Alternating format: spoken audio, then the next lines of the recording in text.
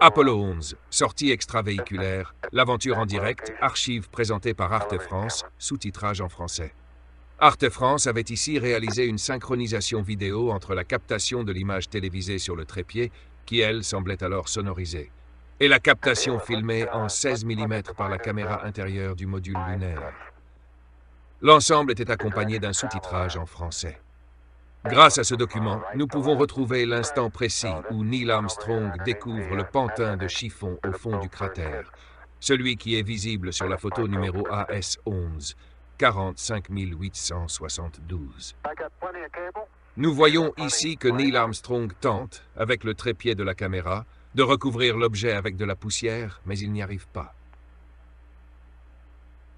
Stupéfait par ce qu'il vient de découvrir, sans pouvoir en parler en clair, il dit tout de même « Il y a quelque chose d'intéressant au fond de ce petit cratère ». On lui répond alors qu'il a assez de câbles et qu'il peut donc poursuivre son chemin. Troublé, il fait 2 ou 3 pas en arrière. Là, son pied gauche heurte une grosse pierre. Il trébuche, perd l'équilibre, se rattrape et poursuit son chemin. Le second problème est que cette pierre qu'il vient de heurter du pied n'est pas une pierre, mais un objet qui ressemble plutôt à une peluche, laquelle est bel et bien visible sur les photos numéro AS11 45 874 et AS11 45 875.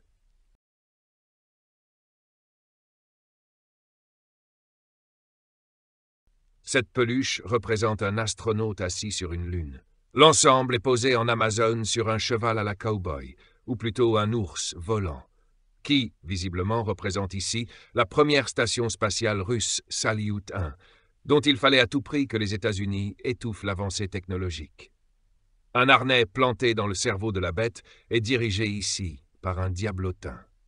Sous les ailes de l'ours volant, c'est-à-dire les panneaux solaires de la station Salyut 1, on aperçoit le rover, prêt à conquérir le territoire lunaire. Voilà l'ensemble de ce qui est signifié ici par l'équipe de jardiniers qui ont aménagé ces quelques mètres carrés de poussière censés représenter un grand pas pour l'humanité. Jardiniers auxquels bon nombre de photos dites d'humour n'ont pas manqué de faire allusion. Un pantin de chiffon revêtu du drapeau américain, lequel rampe, ventre à terre, au fond d'un trou, au service des intérêts suprêmes de la nation, en tant que militaire aux ordres, n'ayant visiblement aucun autre choix que celui de s'exécuter. Et une roche parlante, qui normalement aurait pu nous revenir en tant que très bel échantillon de pierre lunaire, mais qui, hélas, a été ici contournée, évitée, et pire encore, volontairement escamotée, par plus de 10 jets de poussière effectués hors champ de la caméra télé. Time of closest approach, 110-3340. Shaft, 353.855. Trunnion, 46.495. Roll 0. Pitch 250. Yaw 0. Over. Come to the bulk samples, right? Say again, please. We're back on bulk samples. Affirmative. Okay, we'll get back with you to find out. Alright, thank you. You're back now required. Of course. Roger out. Et 3 à 4 autres, de plus effectués devant la caméra. Sous couvert d'un narratif douteux, décrivant l'aspect géologique du sol. Houston, it's very interesting to note that when I kick my foot, this material with no atmosphere here and it's gravity. They seem to leave, and most of them have about the same angle of departure and velocity. Where I stand, the large portion of them will impact at a certain distance out. Several Columbia is approaching the limit of the percentage, of course, that will impact different regions out, but so it's highly dependent upon it keeps going in the same way. Initial trajectory upwards determines where most of the priority of the particle comes down, like the terrain. On masque donc des éléments sous prétexte de mieux les analyser. Roger, Buzz, and break, Columbia, this is Houston. When you track out of high gain antenna limits, request Omni Delta. Okay, Omni we still Delta, got, over. Head up to the rocker. Head up to the rocker. Head up to the rocker. Head up to the rocker. Bref, Apollo 11, avec sa très longue séquence silencieuse du planté de drapeau qui dura plus de 4 minutes, a recherché comment faire tenir droit un piquet dans de la poussière ou de la roche dure en ayant égaré le marteau. Fut l'une des pires mises en scène.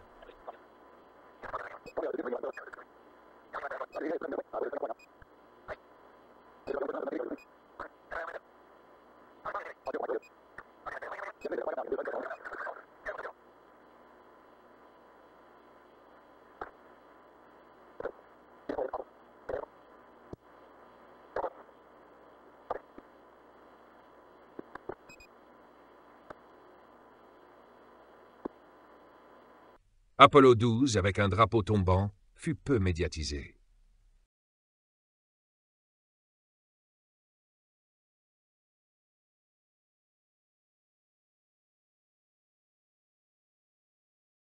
Apollo 13, parce qu'il n'y avait plus de personnel pour assumer cette besogne, fut annulé. À l'analyse des chartes de chaque bobine de film test, on constate qu'il n'y a plus de personnel et que le résultat est nul. Il faudra alors monter le canular dans le canular, c'est-à-dire l'avortement héroïque de la mission. Bref, ce n'est pas pour rien si, une fois les activités du groupe militaro-industriel North American Rockwell, qui travaillait pour la NASA, au 12 214 Lakewood Boulevard à Downey, terminées, le lieu est devenu par la suite le Downey Studio, un studio de cinéma où ont été tournés de nombreux films d'aventure et de science-fiction. Tout y était. Et que dire de l'immense fresque représentant un sol lunaire qui a habillé la façade de ce célèbre studio durant des années. À présent, tout a été effacé, détruit, pour laisser place à un parking de supermarché. L'histoire d'Apollo, de la navette spatiale, du laboratoire photo qui a réalisé d'innombrables films et pellicules de tests ou de simulations d'images sous hangar industriel ou en studio. Tout ceci est effacé, comme s'il était préférable d'en être peu fier. Nous allons nous arrêter sur cet instant mémorable où il est dit « Il y a quelque chose d'intéressant au fond de ce petit cratère. » I got plenty of cable. You got plenty. Plenty more. Minus Y or plus? Sorry, plus Y. Yeah, I think what he was talking about is I after he think I gets got the panorama, the end of it. aiming information. Plus Y. Yeah, I think what he was talking about is I after he think I gets got the panorama, the end of it. aiming information. Something interesting in the bottom of this little crater here. It maybe. Keep going. We got a lot more. Okay. Getting a little harder to pull out here. Keep going. We got a lot more. Okay. Getting a little harder to pull out here. Nous avons donc ici un astronaute qui annonce en direct, depuis la Lune, qu'il vient de découvrir quelque chose d'intéressant au fond d'un petit cratère, et on lui répond depuis la Terre qu'il reste assez de câbles, et qu'il peut donc alors poursuivre son chemin. L'astronaute répond « OK ».